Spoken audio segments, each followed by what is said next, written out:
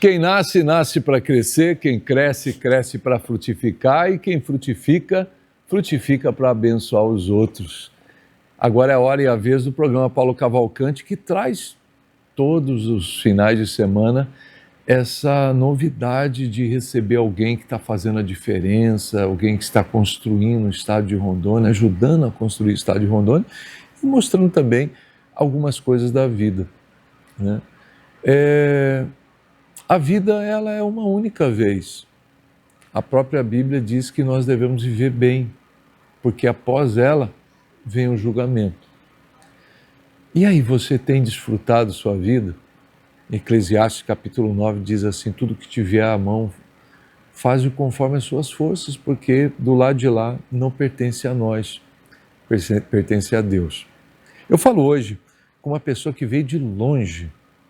Ele nasceu no dia 30 de agosto de 1965, lá em Maringá, Paraná, uma cidade muito linda, considerada uma das melhores cidades em qualidade de vida do Brasil.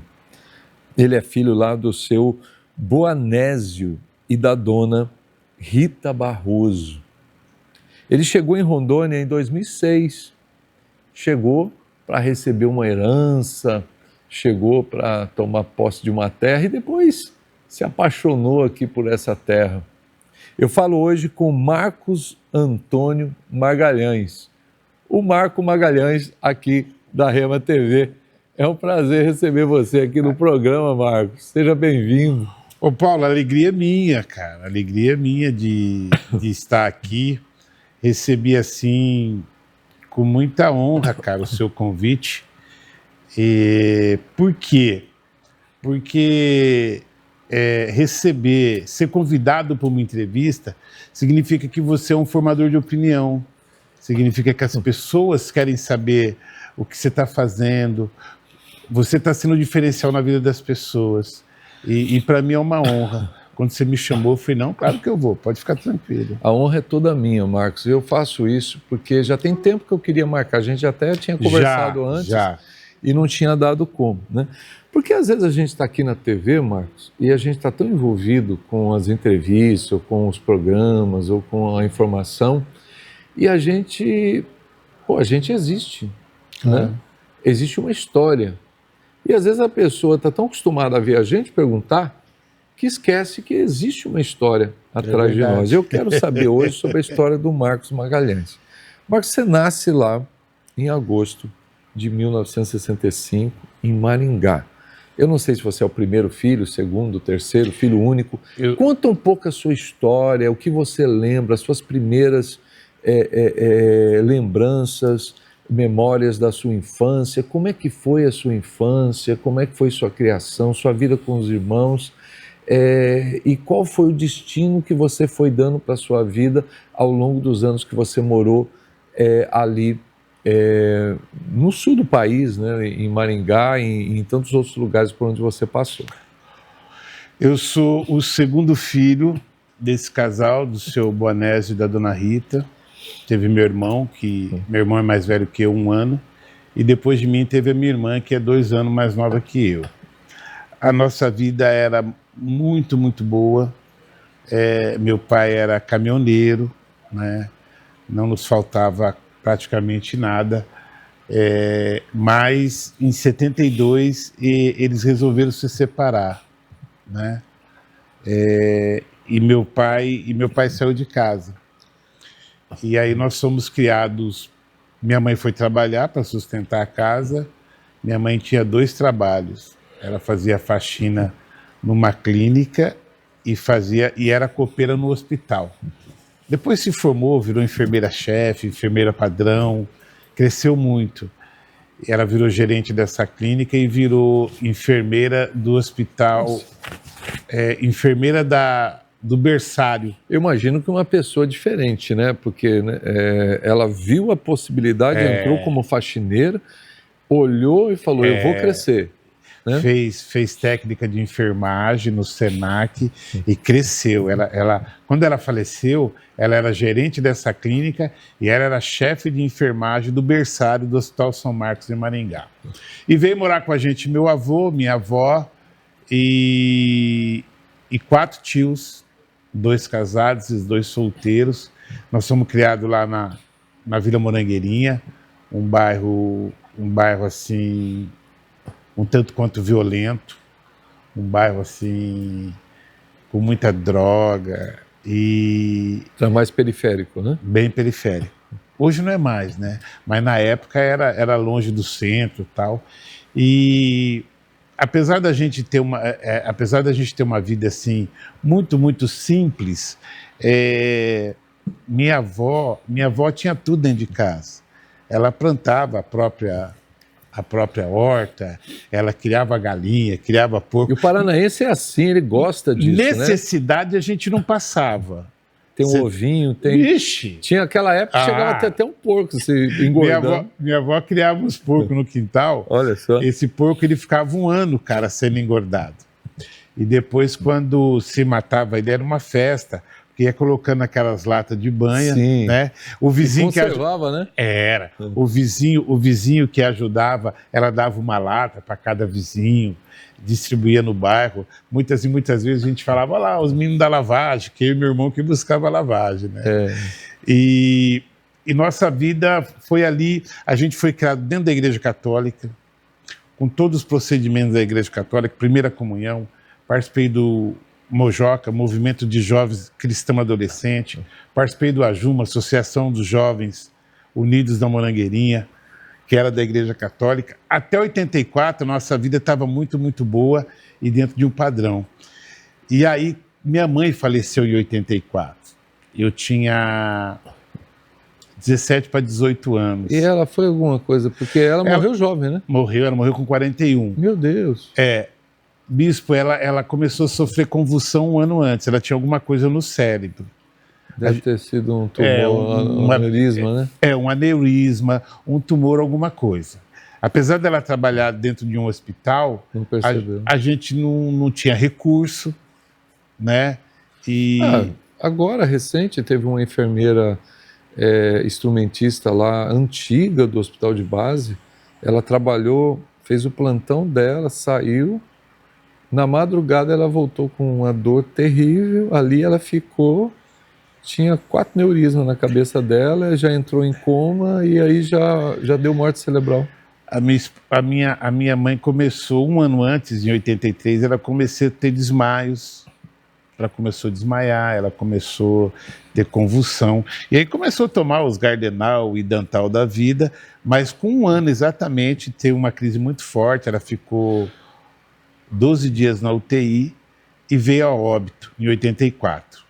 E aí, um menino de dentro da igreja, quando as pessoas começaram a falar que foi Deus que quis assim, sabe, isso foi plano de Deus, rapaz, eu me revoltei com Deus, e eu já tinha uma habilidade de instrumentos. Eu toco qualquer instrumento de percussão que você me der. Aí eu virei músico da noite em Maringá.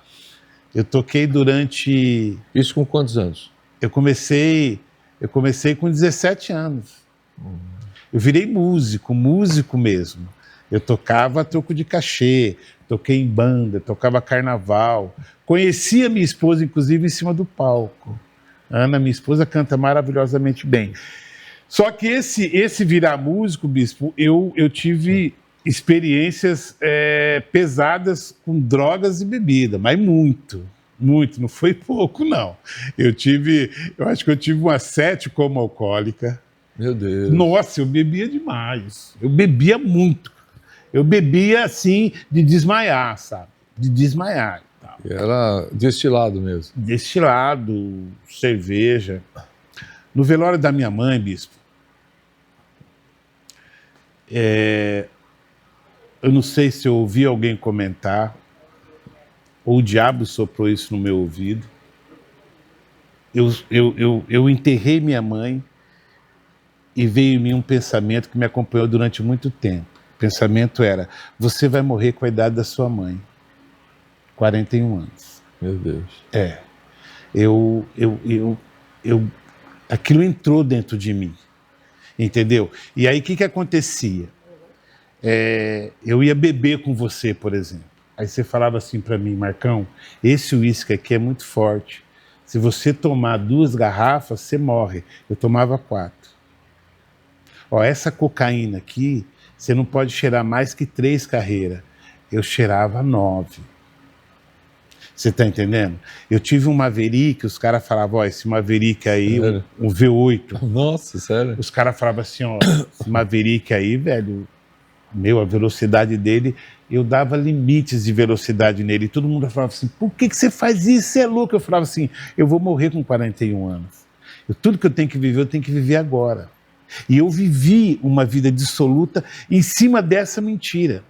Foi assim, entrou dentro de mim. Então, tinha briga que os caras falavam, pô, o cara tem 2 metros, cara. O cara é de academia, o cara vai te matar. Eu ia para cima do cara. Apanhei muitas vezes, revólver na boca, muitas e muitas vezes. Eu falava assim, ó, quer matar, pode matar. Você só vai apressar um processo que vai acontecer daqui a pouquinho, porque eu vou morrer com 41.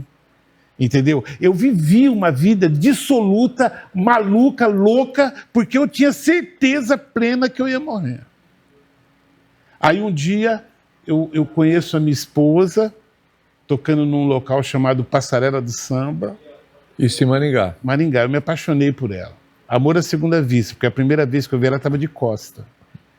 Eu vi ela de costa, 11 de janeiro de 91. Cabelo comprido até a cintura, uma calça larga assim, uma calça reta, larga. Você já não era mais menino, você tinha... Não, 91, eu nasci em 65,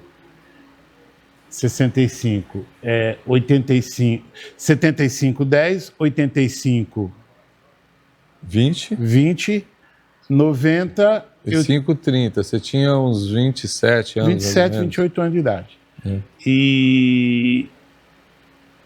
E aí eu peguei e falei, nossa, essa menina deve ser linda. Ela era gordinha, grande gordinha. Eu sempre fui apaixonado em mulher gorda. Eu falei, cara, ela subiu para cantar uma música da Elis Regina, que era aniversário de morte da Elis Regina, nesse dia. E aí eu falei, cara, eu preciso ver o rosto dessa mulher, ela deve ser muito linda. Ela estava aqui, ali na câmara, assim, de pé, e eu sentado na bateria aqui. Aí eu peguei as baquetas da bateria e bati na bateria, assim, bam! Quando ela virou para trás, aí confirmou, ela era muito linda.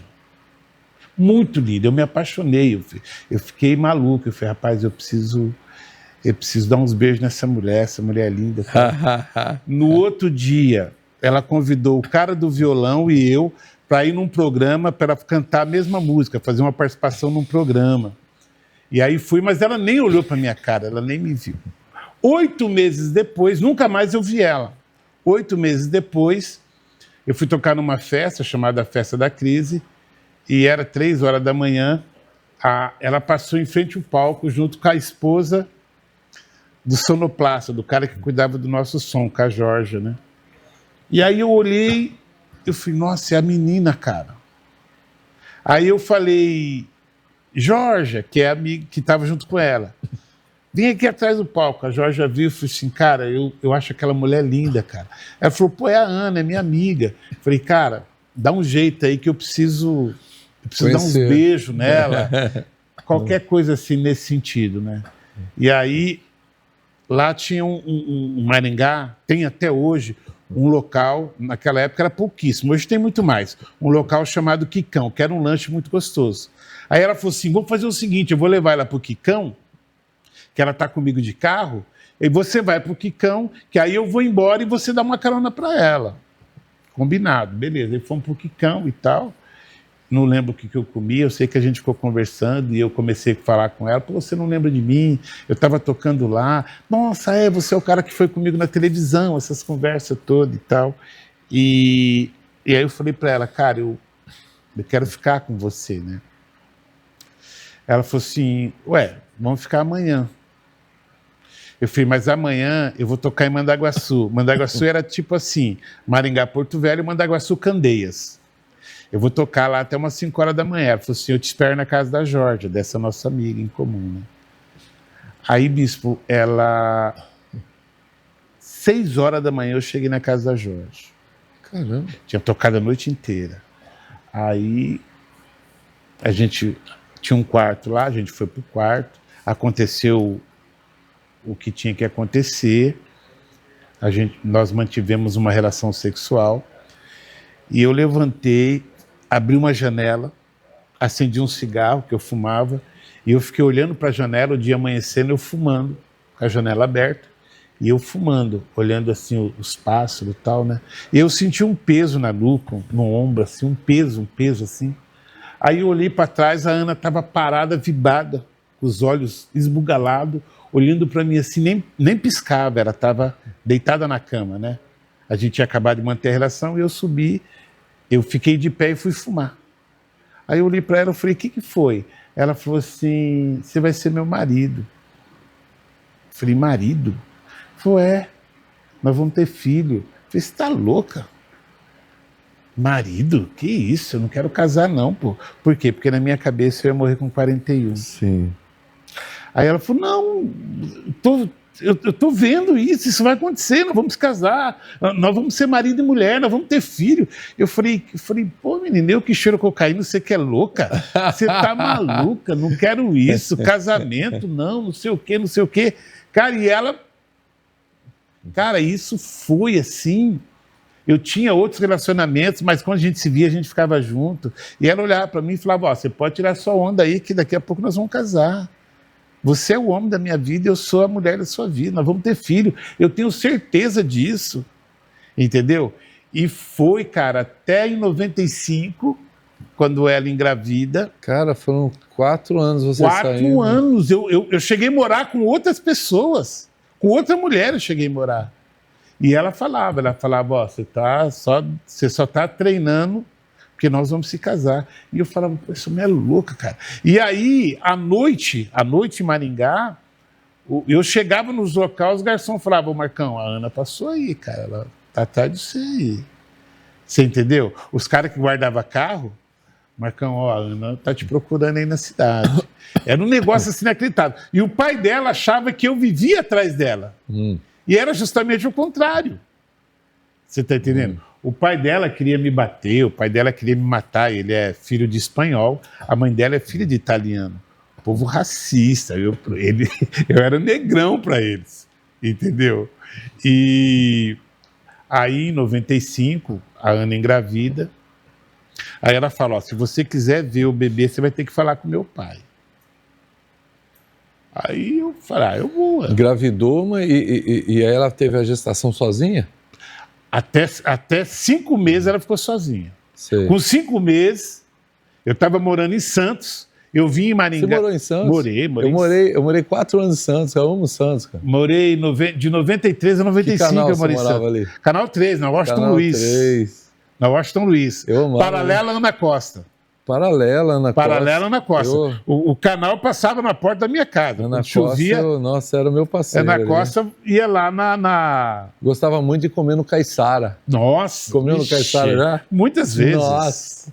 Tinha um cara que... Nossa, eu amava Eu tinha um cara que trabalhava no Vina Del Mar, cara. Ele fazia as paejas e mandava pra mim. Nossa, ali é muito bom. Nossa, né? o Vina Del Meu Mar. Deus do céu. Eu montei barraca ali em frente A Praia do Palmares tem ali também. A igreja do Imbaré ali. A Praça do Imbaré. Do Imbaré. Eu montava a barraca do sindicato na areia, na praia do Imbaré. Aí você seguiu um pouquinho, tem Ilha Pochá, do lado direito ali. Ilha Pochá tem já a lá em São Biquinha, Vicente. aqueles doces do São Vicente, A feirinha. Da Biquinha. Conheço tudo lá, cara. Ixi. E aquela feijoada tem ali perto da Ana Costa, virando à direita, ali tinha um sambinho. Lá na Praça da Independência. Isso. Onde se festeja os títulos da seleção brasileira. Ali é uma Praça da feijoada. Independência. Tem o shopping ali também naquela praça. Mas aí você estava lá.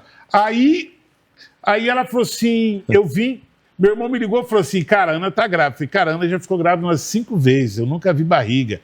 Marcão, ela tá grávida. Aí eu saí de Santos, fui a Maringá. E ela tinha engravidado e não falou para você?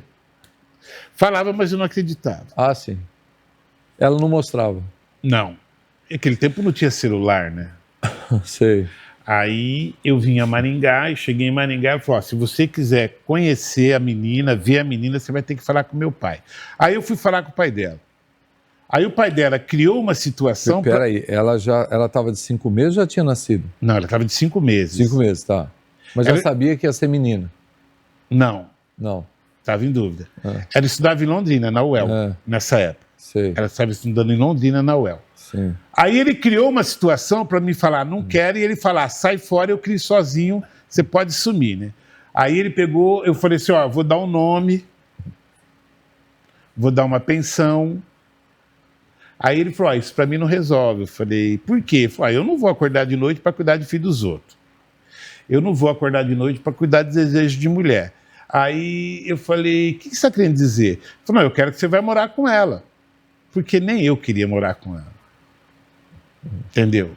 O pai dela que falou isso? É, porque eu não queria. A única coisa que eu não queria era casar com ela ou morar com ela. E aí? Aí, nós somos jovens na época. O jovem, quando é desafiado... Aí eu falei, você quer que eu vou morar com ela? Eu falei, quero ver se você é homem. Eu falei, então tá bom. Fechou. Então eu vou morar com ela. Aí você foi? Fui. Marcos, você vai contar o resto dessa história depois dos nossos comerciais. Daqui a pouquinho a gente volta.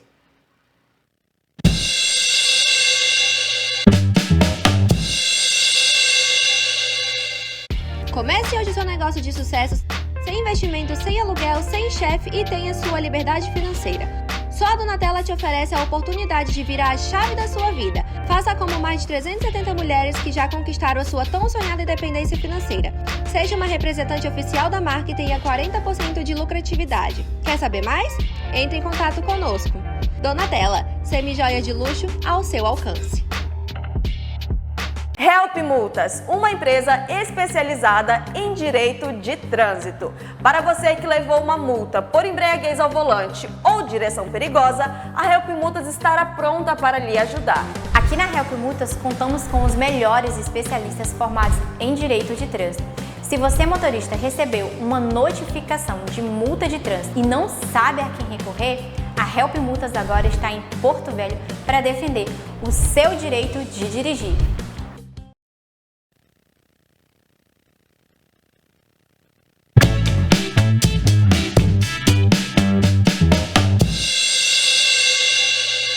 Gente, o programa hoje está muito revelador, a história, está uma novela aqui, a vida do Marcos Magalhães. Nós estamos para o próximo capítulo. Ele estava em Santos, mulher dele grávida, ele não sabia se casava, se comprava uma bicicleta, o sogro chega e chapuleta ele dizendo, se duvido que tu é homem de casar com a minha filha. E aí, Marcos?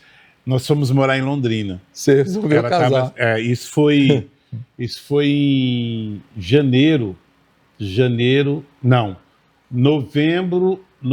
de 95, ela estava se formando, serviço social na UEL em Londrina, e eu desafiou, eu fui morar com ela, e aí eu me apaixonei pela minha filha. Quando minha filha nasceu, em julho de 96, bispo, foi a primeira vez que eu ouvi a voz de Deus na minha vida.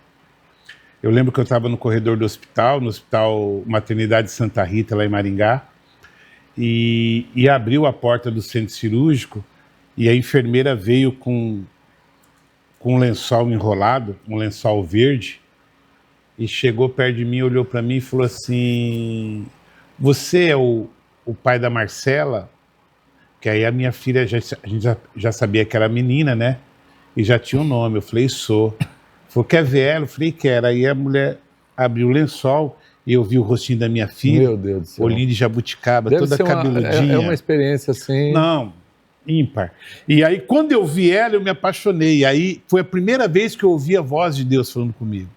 Eu ouvi assim, você nunca vai abandonar essa menina. Eu ouvi isso. Como se, aliás, dentro de mim eu ouvi isso. E não bateu aquela história, 42... Aí, 41, né? É. Aí quando eu ouvi isso, aí eu comecei a pedir para Deus quebrar aquela escrita. Eu falei, eu não posso morrer, pô, eu tenho que cuidar dessa menina, eu não posso morrer, eu tenho que cuidar dessa menina. E eu lembro que foram dias difíceis, eu não tinha paciência com a Ana, e ela estava há 6 meses de se formar, fazendo monografia, e eu cuidava da minha filha 24 horas por dia, eu dava a última mamadeira, eu dava banho, eu dormia num quarto com a Marcela, porque a Ana precisava descansar, porque ela tinha que fazer a monografia, e aí a Ana engravida da minha segunda filha, da Marcela, num período que eu estava assim, eu vou separar, eu não... Fazia 2 anos. Acostumado com vida de solteiro, vida noturna. E não aguento, vou me separar. Aí a Ana engravida da Rafaela. E quando ela engravida da Rafaela, eu estava com um bar, eu tinha um bar, uma lanchonete, falido, quebrado, destruído. A Ana começou... Você estava em Maringá ou Estava em em Maringá. Santos? Estava em Maringá. E aí a Ana começa a ir para a igreja fazer campanha de oração.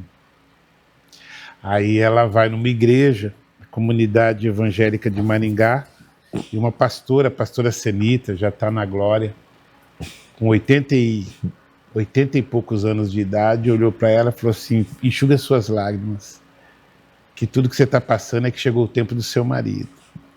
Aí a Ana falou assim: meu marido, você não conhece meu marido, eu era muito ignorante, bispo, usuário de droga, infiel, e aí a pastora Senita falou: você não conhece o meu Deus, seu marido é um pastor, ele é um pregador da palavra.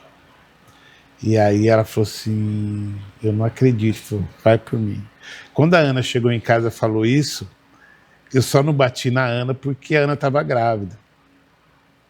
Eu fiquei com ódio mortal daquela conversa. Porque você não gostava de crente. Você era um católico desviado. Usando droga, tomando pinga. Como é que um cara desse vai ter alguns sinais de que vai ter alguma empatia para Deus? E você nunca tinha ido na igreja evangélica? Nunca. E aí eu falava: te deram algum chá lá, você bebeu alguma coisa naquela igreja? Que conversa é essa? E aí toda terça ela se arrumava para ir nessa campanha. Eu ficava no ódio, cara. Eu ficava louco. E aí ela voltava cada vez mais. Olha, nós estamos orando para você, você não vai morrer não, e não sei o quê. Olha, falaram que você vai ser um pregador da palavra. E aí um dia eu falei para ela assim, eu falei: ó, vamos fazer o seguinte, Deus tem uma obra para minha vida, tem. Eu vou ser um pregador, né, andar com a rapadura debaixo do braço, aquela conversa e tal. Aí ela falou: falei: então você pede para ele vir falar comigo. Ela falou: como assim? Eu falei: não quero ninguém daquela igreja, não quero ninguém que me conheça. Manda alguém que chegue e fale exatamente isso aí. Eu tenho uma obra para a sua vida, você vai ser um pastor e tal, e tal, e tal, e tal. Eu acho que nessas horas Deus está lá no sublime trono dele, eu acho que ele faz assim e fala: então, tá bom, agora é comigo. Sabe de nada, inocente. Não é isso? Eu acho que Deus fala assim: peraí, agora ele está falando comigo. Né? E aí, bispo, beleza, aí vou renovar minha carteira de motorista. Chegou lá, tem 15 caras para fazer exame de vista. O primeiro e o segundo cara estão conversando. Eu era o 10º cara. E eu fiquei prestando atenção, o cara era catarinense, ele falava cantado. Entendeu de gente, bem cantado. E eu fiquei prestando atenção na conversa por causa do sotaque do cara. Ele dizia que estava em Maringá, que ele dirigia uma caminhonete, e ele veio a Maringá porque ele ganhou um ônibus, aí ele tinha que renovar a carteira para dirigir o ônibus. E ele fazia uma viagem. Ele sai pelo Brasil, pelo Rio Grande do Sul, e sobe Argentina, Uruguai, Bolívia. Ele sobe toda a América do Sul e entra no Brasil de novo lá por Belém do Pará, 8 meses depois. Aí eu falei: nossa, uma viagem dessa que era bom para mim. Eu ia voltar para Maringá, cobrador nenhum ia me achar. Minha segunda filha já tinha nascido, já estava até andando, né? Eu doido para fugir, né? Mas aí eu fiquei pensando que esse cara vende. Esse cara deve amolar faca, vender livro. O que esse cara faz? Que viagem louca é essa, né, cara? E o cara fez o exame de vista e foi embora. Eu fiz o meu e fui embora. E passaram-se 30 dias, eu estou um dia na minha lanchonete. Um dia que a gente chegou para trabalhar, a luz estava cortada. Eu tive que ligar fazer um gato. E falei, a Ana chorando dentro do carro. E eu falei: meu, você não está indo na igreja? Cadê seu Deus? Vai lá lavar os copos lá, cara. Eu vou varrer isso aqui. Vambora, vambora. A minha filha Marcela tinha 2 anos, dormia em cima do engradado de cerveja, que eu botava um travesseiro, ela dormia ali. E a Ana grávida da Rafaela, da minha segunda filha. E eu comecei a varrer essa lanchonete e o Catarina entra na lanchonete. Aí eu bati o olho e falei, rapaz, o cara que tinha uma caminhonete e fez a carteira para dirigir um ônibus. Aí ele entrou, tem cartão telefônico, temos cartão telefônico, né? Eu falei, não tem, cara, mas aí em frente tem a universidade, você pode ir ali tem, tal. A hora que ele foi sair, eu falei, e aí, tirou a carteira? Aí ele virou, olhou para mim e falei, aí falou assim, tirei. Mas como assim? Como é que você sabe que eu tirei carteira? Eu falei, não, eu estava lá no dia que você estava renovando a sua carteira, nós fizemos exame de vista no mesmo horário, você fez antes de mim um pouquinho. Aí ele falou, ah, tá, entendi. Não, mas eu tirei. Eu falei, cara, eu queria saber o que você vende. Ele falou assim, o que eu vendo? Eu não vendo nada. Por quê? Eu falei, você disse que faz uma viagem, sai do Brasil aqui pelo Rio Grande do Sul, sobe toda a América do Sul, você deve vender alguma coisa, pô. Você faz isso de caminhonete, agora você vai fazer de ônibus e tal. Aí ele falou, ah, viagem. Eu falei, ué. Que viagem é essa? Você amola a faca? Você vende livro? O que você faz? Põe cabo em panela? Aí ele falou assim, não, eu dou. Falei, o que você dá? Eu falei, dou vida. Eu falei, como assim? Ele falou, eu sou pastor evangelista. Nesse momento, bispo, foi a segunda vez que eu ouvi a voz de Deus. Uma voz falou assim dentro de mim, assim, falava assim para mim, sai correndo. Eu estava todo arrepiado, todo arrepiado. E uma voz falava assim para mim, sai correndo. E outra voz falava assim, você não pediu para mim vir te chamar? Eu vim falar com você. Você pediu para mim vir falar com você. E ele falando que ele entrava nas aldeias, que ele levava a Bíblia, ele levava comida, ele era evangelista e tal. E eu nessa guerra, por fora eu estava normalzinho, mas por dentro eu travei, não conseguia falar nada, não conseguia correr. Fiquei travado ouvindo o cara. E o cara falando que ele era pastor, que ele era evangelista, tal, pregador da palavra, tal. E uma voz falava, sai correndo. E outra falava assim, pede para ele orar para você. Uma voz falava... Sabe aquela história de um diabinho aqui e um anjo aqui? Sim. Ficou nessa confusão dentro da minha cabeça. E dentro dessa confusão eu não conseguia falar nada. A Ana apareceu do lado e falou, se o senhor é pastor, você ora para esse endemoniado aí, porque eu não aguento mais esse homem. Aí ele falou assim, o que está acontecendo? Eu falei, está acontecendo nada, o que vocês fazem? 6 horas, vocês rezam, vocês batem tambor, vocês dão paz, o que você faz? Ele falou, eu oro. Eu falei, então você ora para mim aí. Ele falou, tá bom, para que você quer que ore? Eu falei, não sei, ora aí. Tá bom, eu vou orar, como é seu nome? Não sei, irmão, ora aí. Aí eu lembro muito bem disso, pastor Arlindo, igreja quadrangular lá de Joinville. Aí ele começou a orar e a oração dele foi no sentido, Senhor, o Senhor tem um propósito aqui, eu quero ser só o canal desse propósito. Se o Senhor me trouxe aqui, se esse moço prestou atenção em mim, é que o Senhor quer que algo aconteça aqui. Então, em nome de Jesus, eu quero ser canal. Aí ele falou umas 2 palavras em língua, 2, 3 palavras em língua, olhou para mim e falou assim, pois é, Marcos, eu tenho propósito na sua vida. Você vai ser um pregador da palavra, você vai andar com a rapadura debaixo do braço. E você não vai morrer aos 41 anos como você acha. O cara falou minha vida, bispo. Começou a revelar tudo. Minha vida, ele falou coisas que nem a Ana sabia, que só eu sabia. Não. Que no velório da minha mãe eu tentei me matar, mas eu não consegui.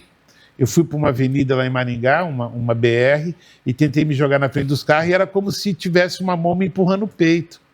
E aí um cara que eu nunca vi na minha vida, um cara que eu sabia que era de fora, porque eu fui lá, eu sabia que ele era de fora, ele falou assim, quando você tentou se matar, eu que estava empurrando o seu peito para você não se matar.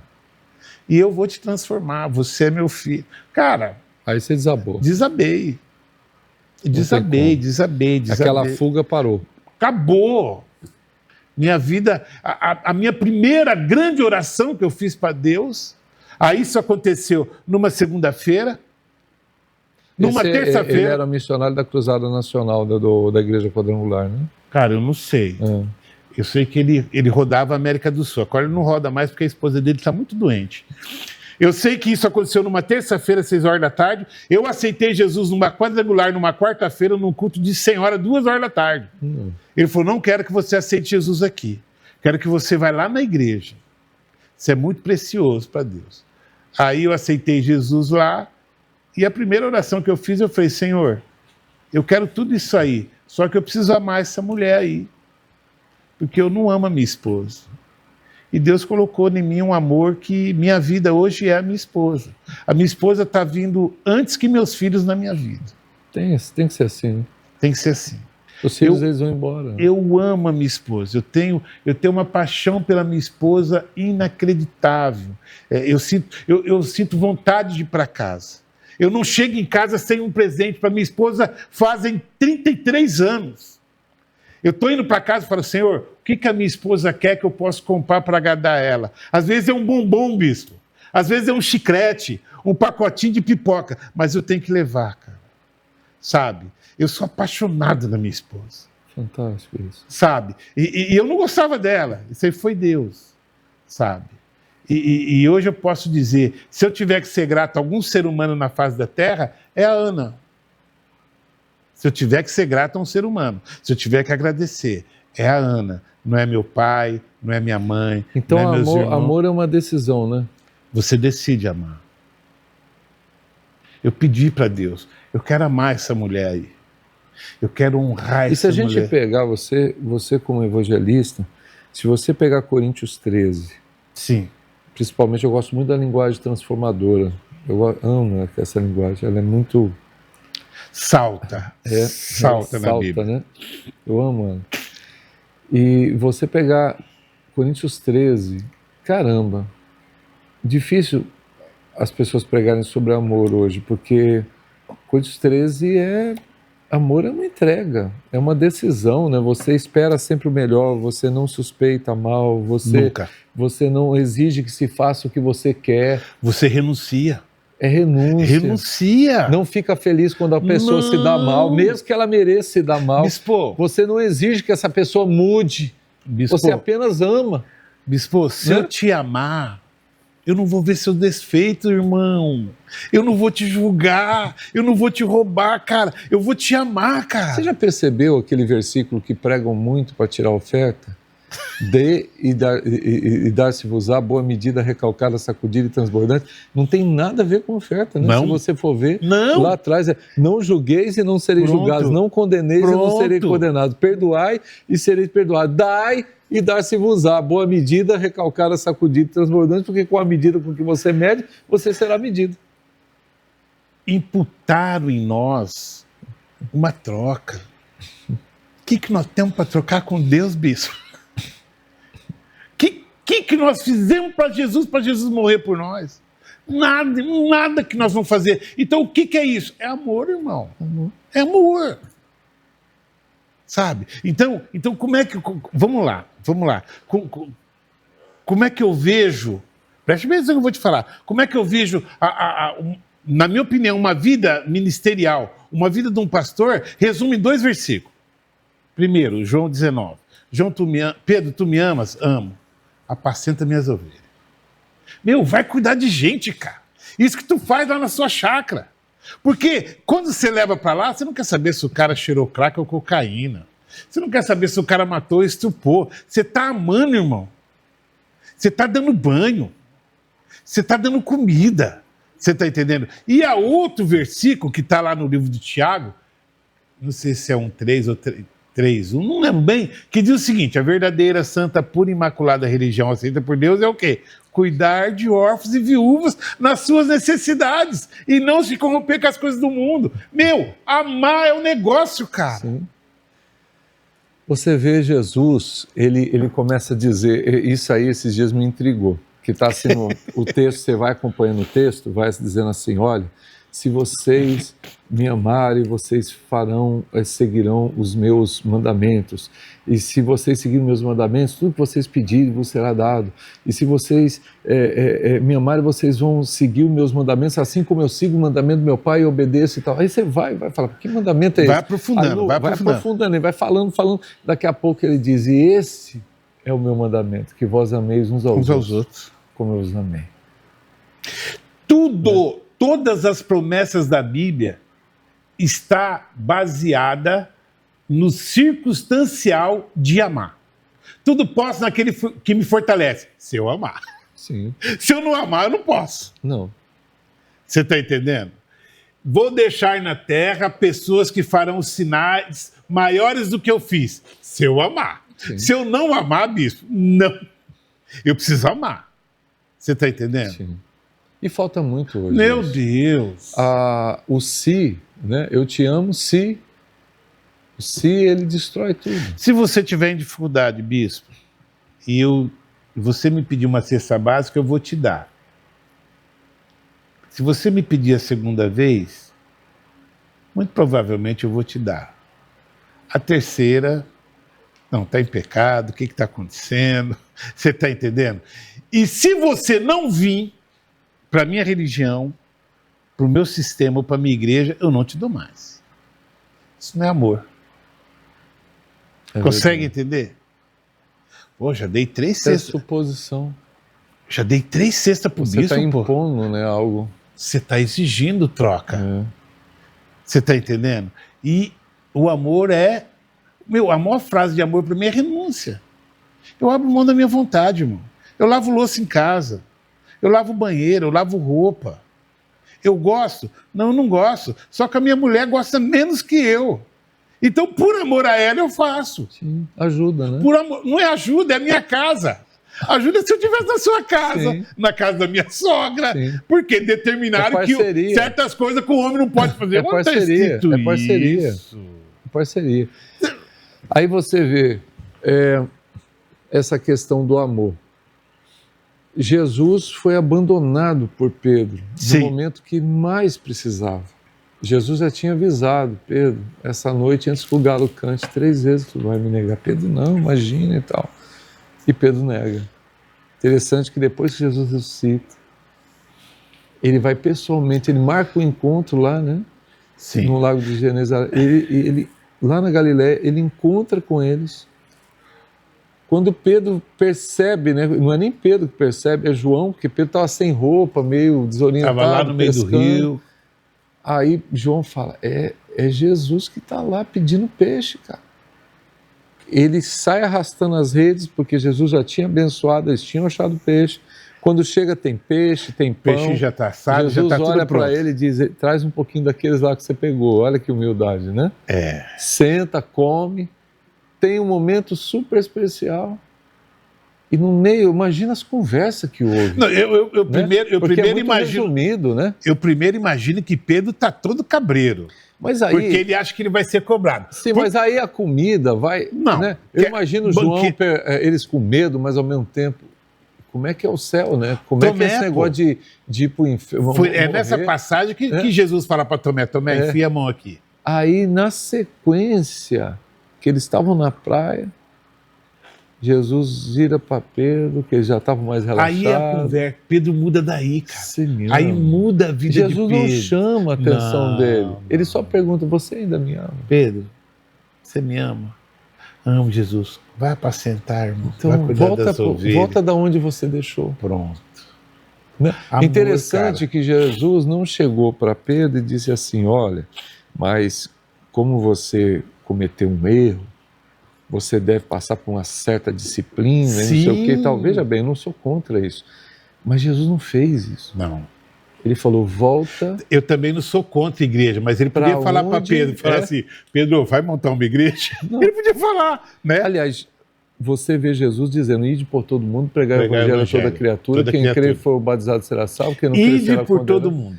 Você não vai ver Jesus dando uma nota dizendo assim, ponha um tijolo em cima do outro. Sim.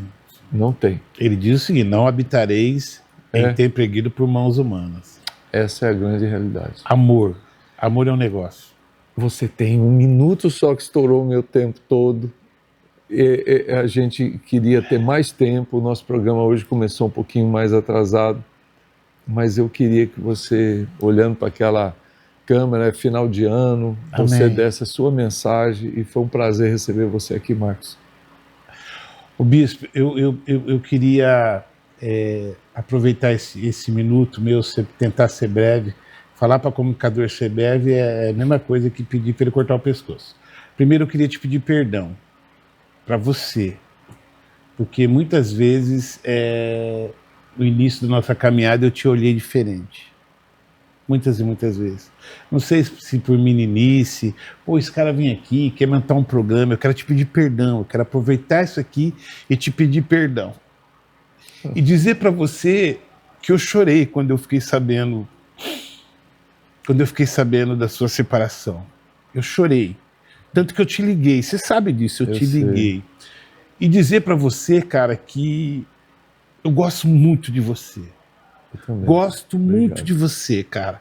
Acho você um homem de Deus. Eu tenho você como homem de Deus, como referência do homem de Deus. Obrigado. E 2 Timóteo, irmão, procura apresentar esse senhor como obreiro aprovado. Nós temos que passar pelas provas. E você vai passar. Amém. Obrigado. Tá bom? E conta comigo, eu tô aqui. Conta comigo. Poxa. Tá bom? Obrigado por você ter me dado a oportunidade de vir aqui contar a minha história de vida. Marcos, eu que agradeço. Gente, esse foi o nosso programa de hoje. Muito emocionante. O final do ano está chegando.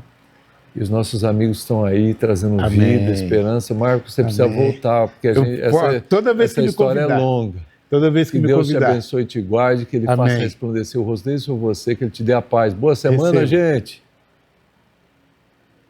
Tchau!